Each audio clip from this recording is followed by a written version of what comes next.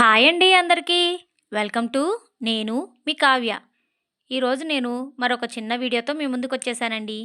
ఈ వీడియోలో తిరుమల పైన ఉన్న ఈ ముక్కోటి ఏకాదశి వింతలు, విశేషాలు, అక్కడ ఉన్న ప్రత్యేకతలు అన్నీ కూడాను ఈ వీడియో ద్వారా మీకు నేను షేర్ చేస్తున్నానండి.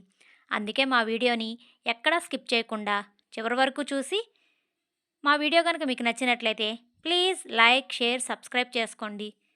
ముందుగా మేము ఈ తిరుమల కొండపైకి నైట్ టైము మాకు ఈ ఉత్తర ద్వార దర్శనానికి టోకెన్స్ దొరకటం వల్ల నైట్ టైము మేము దర్శనానికి వెళ్ళటానికి తిరుమల నుంచి కొండపైకి వెళ్ళామండి. ఇక్కడ ప్రతి చోట కాడను ఎంతో అందమైన లైటింగ్లు, పువ్వులతోటి, రకరకాల దేవుడు అలంకరణ బొమ్మలతోటి అమ్మవారిని, అలాగే ఉత్సవ విగ్రహాలని, ఉయ్యాల మండపము, ఇలా అన్ని చోట్ల కూడాను ఎంతో అద్భుతమైన లైటింగు, మన కళ్ళు మిరుమిట్లు గొలిపే అంత విశాలమైన అందమైన తిరుమల కొండపైనే ఈ అందాలన్నీ మనం చూడగలమేమో అన్నంత అద్భుతంగా తిరుమల కొండను అంత అద్భుతంగా డెకరేషన్ చేసి ఉంచారండి. చూడ్డానికి మన రెండు కళ్ళు సరిపోవు. అయితే మొన్న జరిగిన భక్తుల రద్దీ వల్ల చాలామంది భక్తులు రారేమో, ఇబ్బంది పడతారేమో అని అనుకున్న వాళ్ళందరికీ కూడాను అటువంటి ఇబ్బందులు ఏమీ లేవు. అన్నీ కూడాను అన్ని వసతులతోటి మన ఈ తిరుమల కొండపై ఏకాదశి ఉత్తర ద్వార దర్శనానికి అన్ని ఏర్పాట్లు సక్రమంగా జరుగుతున్నాయండి. ఎక్కడ భక్తులకు ఎటువంటి ఇబ్బందులు లేకుండా, ఎక్కడ కూడాను నెట్టుకోవడాలు, అలాగే పుష్ చేసుకోవడాలు, పిల్లలతో వచ్చిన వాళ్ళు ఇబ్బంది పడ్డాలు అటువంటివి ఏమీ జరగకుండా ఎంతో బాగా తిరుమల అంతా కూడాను అలంకరణతోటి మరికొంత సెక్యూరిటీ తోటి చాలా దర్శనాలు నిదానంగా ప్రశాంతంగా జరుగుతున్నాయండి. ఇప్పటికీ కూడాను వెళ్ళాలనుకున్న వాళ్ళు తప్పకుండా తిరుమల కొండపైకి వెళ్ళవచ్చు, దర్శనాలు కూడాను చేసుకోవచ్చు.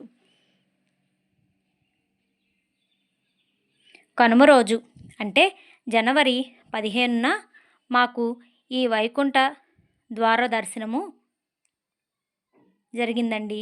నైటు తిరుమల విద్యుత్తు దగదగ కాంతులతో, వెలుగులతో వెదజల్లుతుంది. భూలోక స్వర్గంలాగా అనిపిస్తుంది.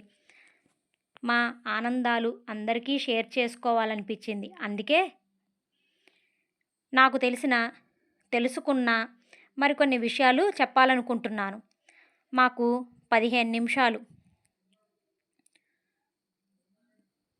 నిమిషాలు మరికొన్ని దర్శన టైమింగ్స్ ఇచ్చారు.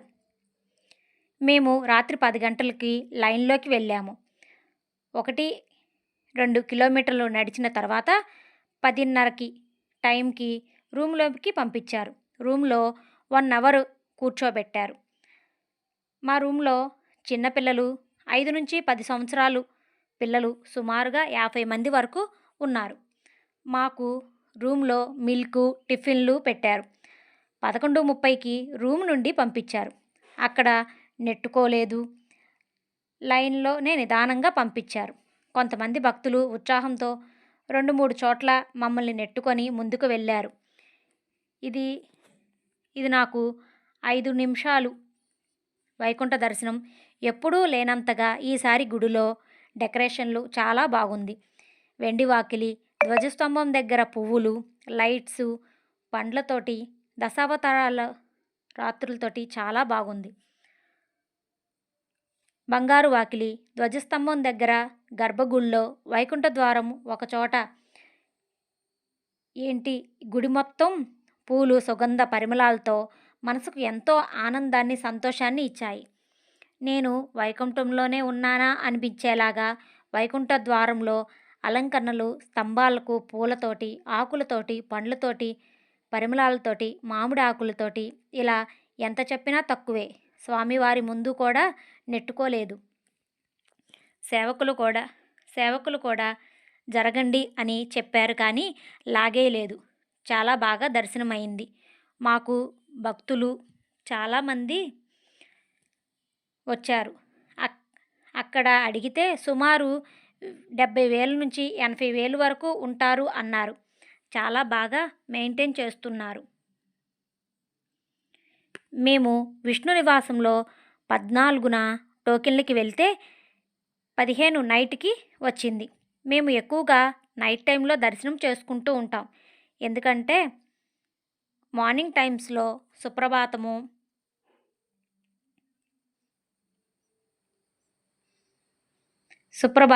తోమాల సేవ, అర్చన, బ్రేక్ దర్శనము, కళ్యాణోత్సవము, బ్రహ్మోత్సవము, వసంతోత్సవము, దీపాలంకరణల సేవలతో పాటు వయోవృద్ధుల దర్శనాలు ఉండటం వల్ల ఎక్కువ టైము వెయిట్ చేయాల్సి వస్తుంది. ఆ దేవదేవుణ్ణి ప్రశాంతంగా దర్శనం చేసుకోలేము అని నైటు 7 to 12 లోపల మేము ఎప్పుడూ దర్శనంకి టిక్కెట్ల కోసం చూస్తూ ఉంటాం. అలాగే అన్ని చోట్ల కూడాను ఎక్కడ భక్తులకి ఇబ్బంది కలగకుండా టిఫిన్లు, సాంబార్ రైసులు పంపిణీ చేస్తూ ఉన్నారు. భక్తులు ఇబ్బంది పడకుండా అక్కడక్కడ భక్తులు ప్రసాదము వేస్ట్ చేసి డస్ట్బిన్లో వేయకుండా ఎక్కడ పడితే అక్కడ పడివేస్తున్నారు.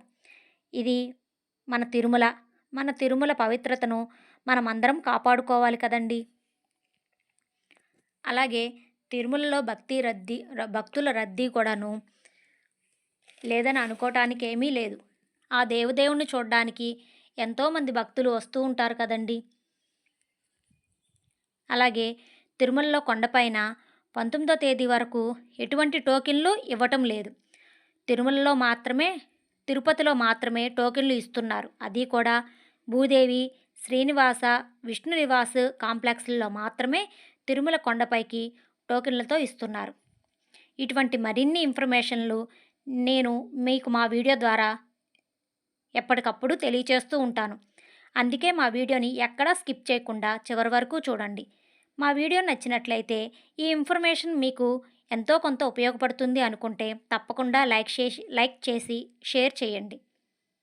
అలాగే తిరుమలలో పార్కులు, కోనేరు, వరాహస్వామి అన్ని చోట్ల కూడాను పలు పూలతోటి, రకరకాల విద్యుత్తు రంగులతోటి ఎంతో అందంగా గోవిందనామాల అలంకరణలతోటి ఎంతగానో అలంకరించారండి. అలాగే ఇక అన్నదానం విషయానికి వస్తే వెంగమాంబ అన్నదాన సత్రంలో 10 నిమిషాలు మాత్రమే టైం పడుతుందండి. అంతకుమించి నెట్టుకోవటం కానీ, ఎక్కువ సమయము అన్నదానం కోసం వేచి ఉండటం కానీ జరగటం లేదు.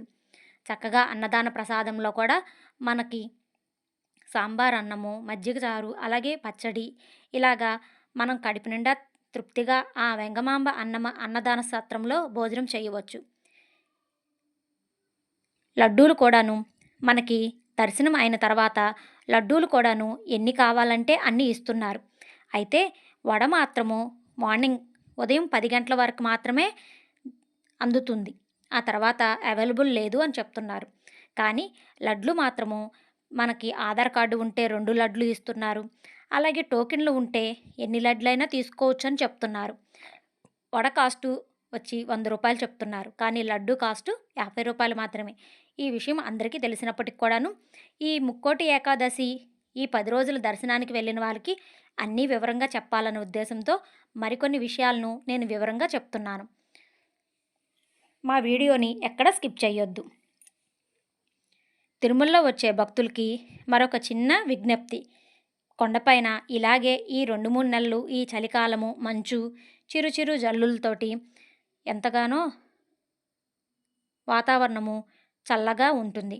కాబట్టి చిన్నపిల్లలతో వచ్చేవాళ్ళు లేదా పెద్ద వయసు వాళ్ళు వారి యొక్క ఎక్విప్మెంట్తో అంటే వాళ్ళకి కావలసిన రగ్గులు, స్వెటర్లు, మఫ్లర్స్ అన్నీ కూడాను వాళ్ళు దగ్గర పెట్టుకొని రావాల్సిందిగా నా విజ్ఞప్తిగా చెప్తున్నాను.